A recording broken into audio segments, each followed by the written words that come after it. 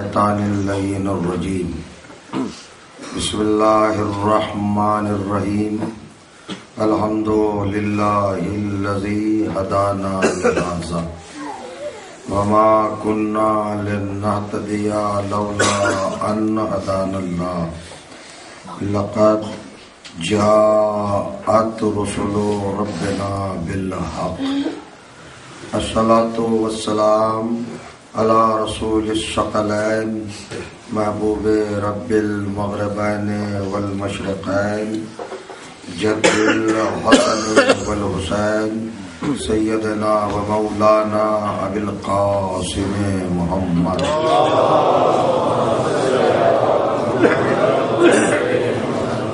وأهل بيته الطيبين الطاهرين المعصومين المظلومين وأصحاب المنتجبين ولعنة الله على أعدائهم أجمعين من يومنا هذا إلى يوم الدين أما بعد فقد قال سبحانه وتعالى بسم الله الرحمن الرحيم والفجر وليال عشر والشفع والوتر صلوات اللهم صل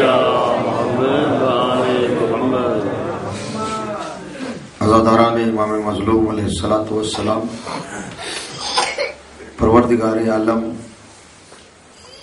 اپنے کلام بلاغت نظام قرآن مجید کے 89ویں سورہ یعنی سورہ الفجر کی مختصر 4 آیات میں ایک اہم اور عظیم فکر کی طرف کائنات کے ذہنوں کو توجہ دلا رہا ہے۔ ارشاد ہوتا ہے والفجر، ایک خاص صبح کی قسم، ولیال عشر، اور 10 راتوں کی قسم۔ پروردگار عالم نے انتخاب کیا ہے کائنات میں سے صرف 10 راتوں کا، 10 راتوں کی قسم، اور ایک صبح کی جو مخصوص ہے اس کی قسم، والشفع والوتر، اور ایک دوہری رات کی قسم اور ایک ہی گہری رات کی قسم۔ شفع ڈبل کو کہتے ہیں نماز شم میں، ایک نماز شفع ہے اور ایک نماز وتر ہے۔ وتر تنہا کو کہتے ہیں، ایک کو کہتے ہیں شفع، ڈبل کو، 2 کو، دوہری کو کہتے ہیں۔ اب اس میں غور و فکر کرنے کی بات یہ ہے کہ اللہ نے ایک رات کو کہا ہے کہ دوہری رات کی قسم، تو ایک رات دوہری تو ہو نہیں سکتی، یہ 2 کیا مطلب؟ دوہری رات کی قسم، اور پھر ایک رات کو کہا کہ ایک گہری رات کی قسم۔ تو یہ قرآن مجید کی جتنی بھی آیتیں ہیں ان میں ہمیں غور کرنا چاہیے، فکر کرنا چاہیے۔ قرآن کے پاس چونکہ جگہ بہت کم ہے لیکن وسائل بہت زیادہ ہیں، اشاروں میں وہ کرداروں کو تحریر کر دیتا ہے۔ اللہ نے جہاں ایک صبح کا تذکرہ کیا تو کائنات میں صبح عاشور سے بہتر کوئی صبح نہیں ہے، اور محرم کی 10 راتوں سے بہتر کوئی راتیں نہیں ہیں جو کربلا میں گزاری گئی۔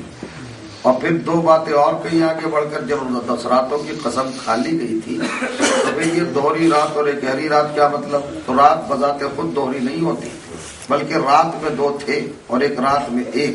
اللہ بتانا چاہتا ہے شب عاشور کی قسم اور شام غریبہ کی قسم۔ شب عاشور کی قسم اس لیے کہ حسین اور زینب دونوں تھے، مگر شام غریبہ کی قسم اس لیے کہ اکیلی زینب تھی، اب حسین نہیں تھے۔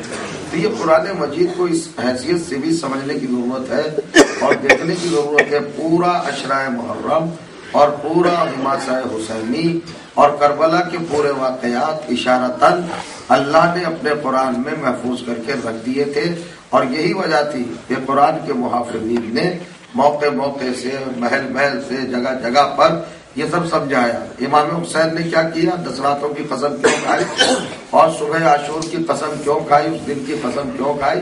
آپ جانتے ہیں 1,24,000 انبیاء دین لے کے آئے تھے، اور یہ دین انہوں نے 14,500 برس میں پہنچایا تھا، جس میں نوح کی 2500 سال کی عمر، حضرت آدم کی 1000 سال کی عمر، جناب عیسیٰ کی پوری شریعت، پوری تبلیغ، جناب عیسیٰ کا پورا جدوجہد کا سلسلہ، جناب داؤد کی اپنی شجاعت، جناب سلیمان کی اپنی طرز حکومت، جناب سلیمان کا اپنا جتنا جہاد کا معاملہ تھا وہ سب اسی دن کے اندر تھا۔ 14,500 برس میں جو دین پھیلایا گیا تھا، غور کریے گا کتنے نبیوں نے؟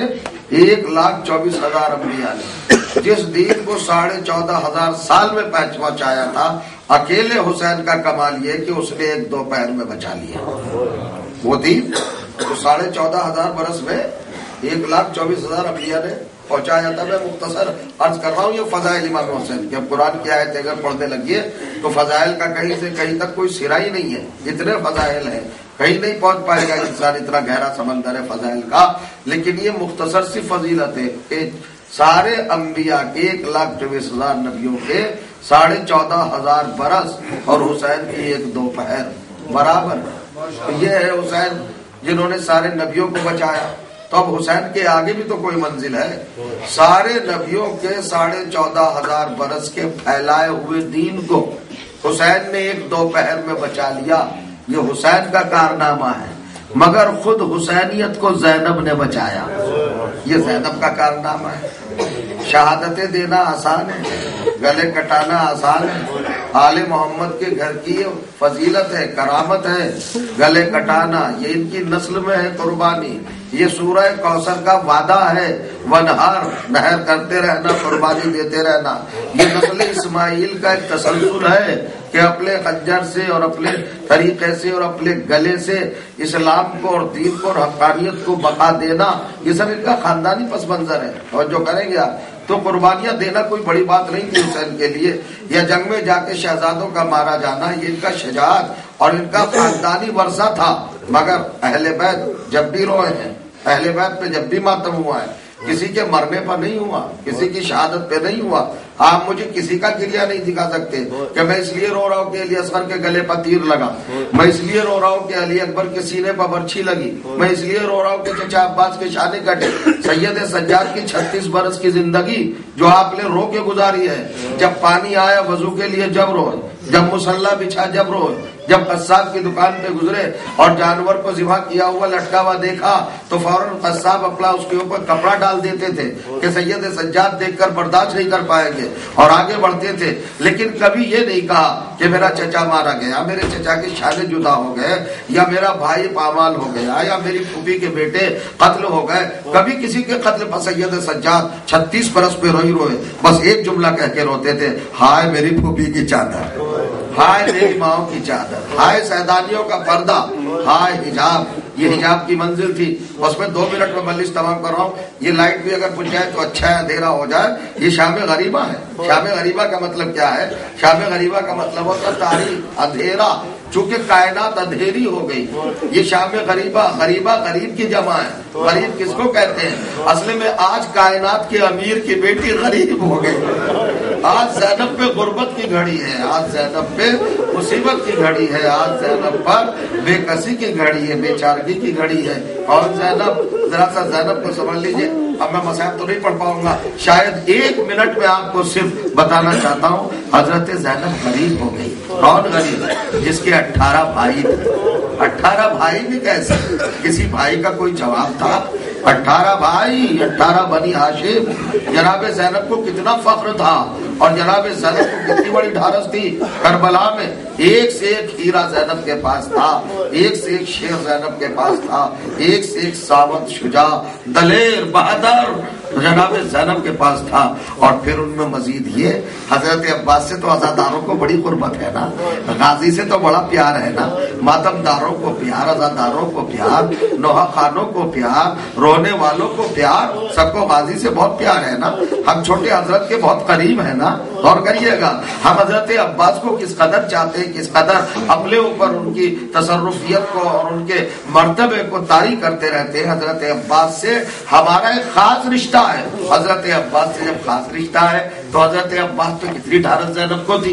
جناب عباس کے کچھ آپ کو القاب بتا دو۔ میرے شہزادے کے بہت سارے القاب ہیں۔ شہزادہ تمنا علی، آرزو مرتضی، فرزند زہرا، یہ بھی ایک لقب ہے۔ صفا، ذی قربا، بڑی مشرق و قربا کہتے ہیں، صاحب اللواء، علم والا، علمدار، افضل الشہداء، یہ سارے القاب ہیں۔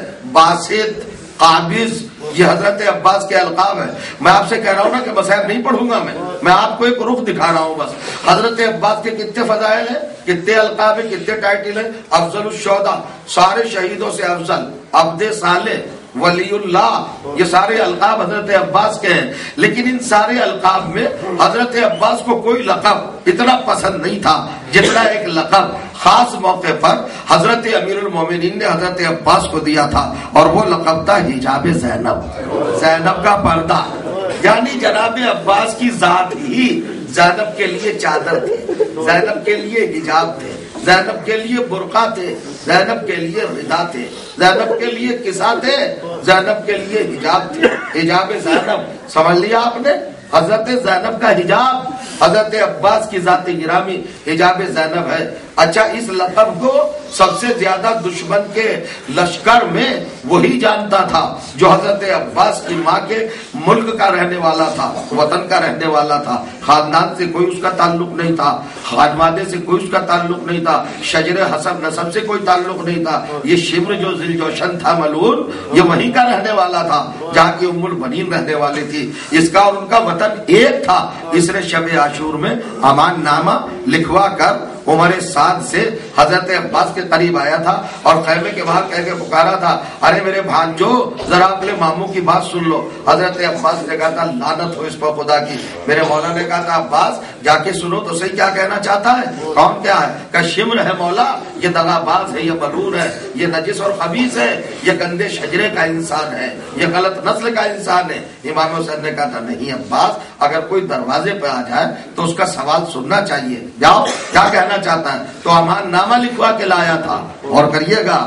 لیکن جانتا تھا حضرت عباس کو کہ کیا کیا القاب ہے, کیا کیا رتبے ہیں. بس اسی کو سنانا ہے مجھے. شام غریبہ کیا ہے, مصائب کو چاہے پھیلا دو. ابھی ذاکر نے پڑھے ہیں مصائب, بہت سارے مصائب پڑھ دیے. اب تو آپ کو سوچنا ہے نا, حضرت عباس کا لقب ہے حجاب زینب. مطلب کیا ہوا؟ امیر المومنین کا کہنا یہ تھا کہ جب تک عباس ہیں زینب کی چادر کی طرف کوئی دیکھ نہیں سکتا, زینب کی چادر کی طرف کوئی نظر نہیں اٹھا سکتا.